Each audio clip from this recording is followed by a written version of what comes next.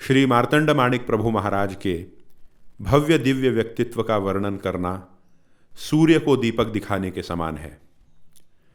ब्रह्मविद ब्रह्मैव भवति। ब्रह्म को जानने वाला स्वयं ही ब्रह्म बन जाता है।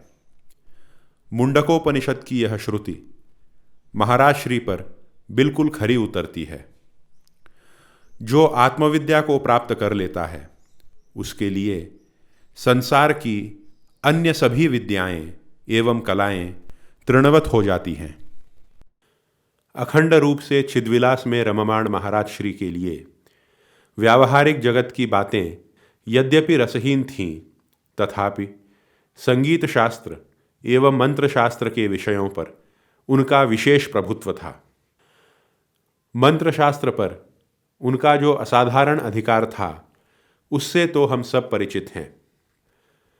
जिन सिद्धियों को पाने के लिए साधक अनेकों वर्ष साधना करते हैं, वो सिद्धियां महाराज श्री का कृपा कटाक्ष पाने के लिए तरसती हुई उनके इर्द गिर्द मंडराया करती थीं। ऐसा उनका आध्यात्मिक वैभव था। महाराज श्री की इस कीर्ति से आकर्षित होकर दूर दूर से लोग उनकी शरण में आते थे।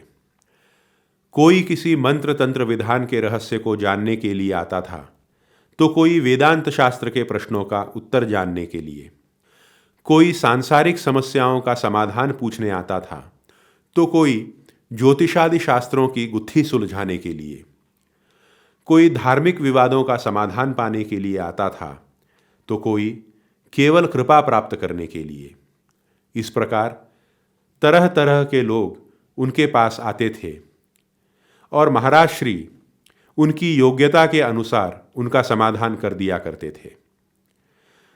महाराज श्री की सेवा में ही मुंबई के एक गृहस्थ थे जिनका नाम था दत्तोपंत माइनकर। दत्तोपंत एक महत्वाकांक्षी व्यक्ति थे और रहस्यमयी विद्याओं के विषय में उनका विशेष कुतूहल था। महाराज श्री जब अपना नित्यानुष्ठान करते थे तब दत्तोपंत प्रतिदिन वहां बैठकर बड़ी रुचि एवं जिज्ञासा से पूजा विधि को देखा करते थे। तंत्र मंत्र के अत्यंत गूढ़ एवं रहस्यमय विधान को जानने में उनकी बड़ी रुचि थी। अनेक वर्षों से महाराज श्री की सेवा में रहने के कारण दत्तोपंत ने महाराज श्री की नित्य उपासना एवं पूजा विधान के विषय में अच्छी खासी जानकारी पा ली थी। दत्तोपंत यह भी जानते थे कि प्रभुपीठ परंपरा में मधुमती सहित दत्तोपासना का विशेष महत्व है। एक बार दत्तोपंत ने महाराज श्री से मधुमती मंत्र देने की प्रार्थना की। मधुमती मंत्र विधान शाक्तोपासना के अंतर्गत आने वाला एक अत्यंत गूढ़तम विषय है और इसीलिए उस मंत्र को शाक्त संप्रदाय में परंपरागत रूप से अत्यंत गोपनीय रखा गया है। कहा गया है कि त्याग और तप से विभूषित पराकोटि के उपासक मात्र इस मंत्र विद्या को धारण कर सकते हैं। महाराज श्री जानते थे कि मधुमती मंत्र की दीक्षा लेने की योग्यता दत्तोपंत में नहीं थी, इसलिए महाराज श्री ने वह मंत्र उन्हें देने से मना कर दिया। परंतु दत्तोपंत महाराज श्री के लाडले शिष्यों में से थे। वे नहीं माने।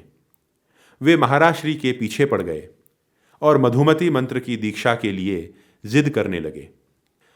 तब महाराज श्री ने दत्तोपंत से कहा, पुणे में शंकर महाराज नाम के एक योगी हैं, तुम उनके पास जाओ, वो तुम्हारी इच्छा पूर्ण कर देंगे।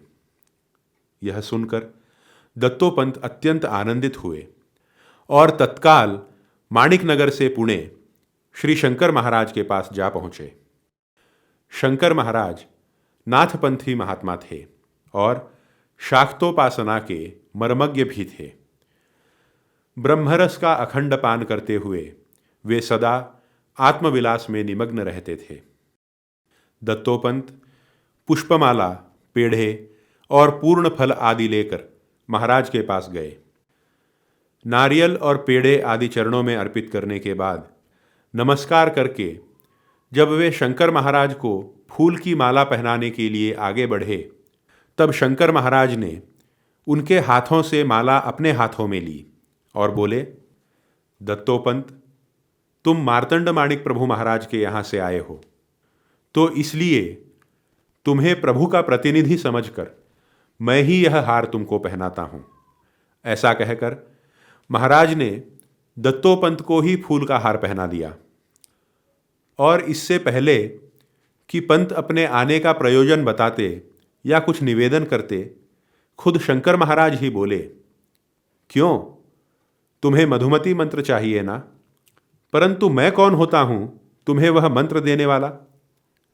मैं तो उस आदिशक्ति का पुत्र हूं। साक्षात देवी मधुमती जिनके चरणों की सेवा में स्वयं को धन्य मानती है, ऐसे तुम्हारे मार्तंड माणिक प्रभु हैं। मार्तंड प्रभु के चरणों की सेवा का सौभाग्य समस्त तंत्र मंत्र, शक्ति और सिद्धियों से बढ़कर है। इसलिए तुम भी उन्हीं के पास जाओ और संपूर्ण निष्ठा से गुरु चरणों की सेवा करो। श्री शंकर महाराज की इस उक्ति ने दत्तोपंत माइनकर की सारी उद्विग्नता को क्षण में समाप्त कर दिया। वे शांत और समाहित मन से महाराज श्री की शरण में माणिकनगर लौट आए।